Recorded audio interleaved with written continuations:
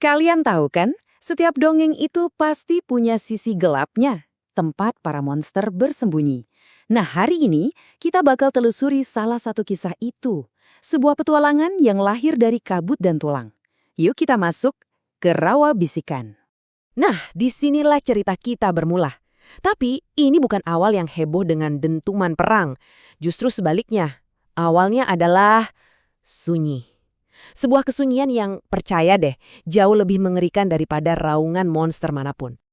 Oke, jadi disinilah ujian pertama mereka dimulai, tepat di gerbang rawa terkutuk ini. Tempat di mana yang berkuasa itu bukan raja atau monster, tapi keheningan. Dan setiap bayangan rasanya seperti hidup dan bernafas. Dan ini dia nih para pahlawan kita. Kael, sang pejuang dengan pedang yang selalu siap sedia. Lalu ada Dorin, si kurcaci yang kapaknya itu melambangkan kekuatannya. Dan Elara, sang penyihir, yang lenteranya jadi satu-satunya sumber harapan di tengah gelapnya rawa. Bayangin deh, mereka melangkah masuk, dan kesunyian yang aneh itu rasanya kayak menekan mereka dari semua arah. Coba deh kalian bayangin suasananya. Udaranya itu tebel banget, sampai bikin sesak napas. Terus baunya, kayak bau pembusukan yang udah ribuan tahun.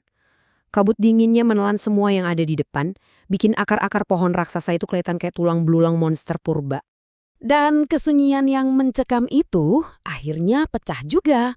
Nah, inilah saatnya si rawa ini menunjukkan wujud aslinya. Saat dimana ketakutan yang senyap tadi tiba-tiba meledak jadi serangan brutal.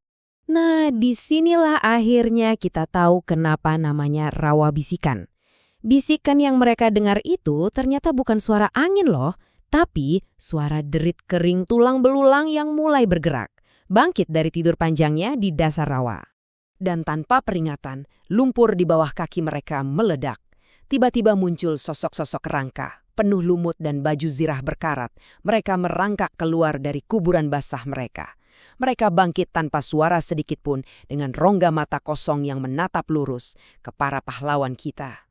Wah, udah gak ada waktu buat mikir lagi. Kalel langsung mencabut pedangnya, Dorin menggeram sambil mengayunkan kapak, dan cahaya lentera Elara menari-nari di atas tulang belulang pucat dan baja yang dingin. Pertarungan hidup dan mati baru saja dimulai. Oke, mereka berhasil selamat dari sergapan para tengkorak hidup itu. Mungkin mereka pikir bagian terburuknya udah lewat ya. Ternyata salah besar. Jauh di dalam jantung rawa ini, ada kengerian lain yang jauh lebih tua dan jauh lebih kuat sedang menunggu. Akhirnya, mereka sampai di area yang lebih terbuka. Wah, lega banget rasanya setelah melewati pepohonan yang rapat. Tapi, rasa lega itu cuma sebentar. Karena di atas reruntuhan kuno bertengger seekor naga. Naga hitam legam yang kayak mimpi buruk jadi nyata, menatap tajam ke arah mereka dari atas. Dan makhluk itu meraung. Suaranya bukan sekedar suara, tapi getaran kekuatan yang bikin tanah berguncang dan udara bergetar hebat. Matanya kayak dua bara api yang menyala, dan pandangannya terkunci pada mereka. Nah, inilah dia tantangan yang sesungguhnya. Inilah puncaknya. Udah gak ada waktu buat sembunyi-sembunyi lagi. Gak ada jalan buat mundur. Yang ada di depan mereka cuma satu pilihan. Hadapi dengan baja, sihir, dan amarah seekor makhluk purba. Kunci kemenangan mereka tentu saja kerjasama tim. KL dengan beraninya maju duluan, pakai reruntuhan buat pijakan. Dorin, wah dia berdiri kokoh kayak batu, siap menahan serangan atau menyerang balik begitu ada kesempatan. Sementara itu, Elara dari jarak yang lebih aman melepaskan sihir petir langsung ke jantung naga itu. Pertarungan dahsyat itu akhirnya selesai juga. Dan dari semua kekacauan tadi, muncul lagi kesunyian. Tapi kali ini beda. Bukan kesunyian yang bikin merinding, tapi kesunyian yang damai, yang lahir dari sebuah kemenangan. Monster raksasa itu akhirnya tumbang. Tubuhnya yang super besar tergeletak tak bergerak di atas reruntuhan. Asap sisa-sisa sihir masih mengepul di udara yang dingin, dan ketiga sahabat kita ini akhirnya bisa bernapas lega. Dan di antara sisa-sisa sarang naga, mereka nemuin hadiah atas keberanian mereka. Ada tumpukan koin kuno, permata yang berkilauan, tapi di tengah semua itu ada yang jauh lebih istimewa. Jantung dari harta karun ini, sekumpulan kristal ungu yang bersinar dari dalam dan berdenyut pelan, seolah-olah hidup. Dengan harta karun di tangan, mereka pun mulai jalan pulang. Rawa yang gelap dan berkabut itu sekarang udah ada di belakang mereka.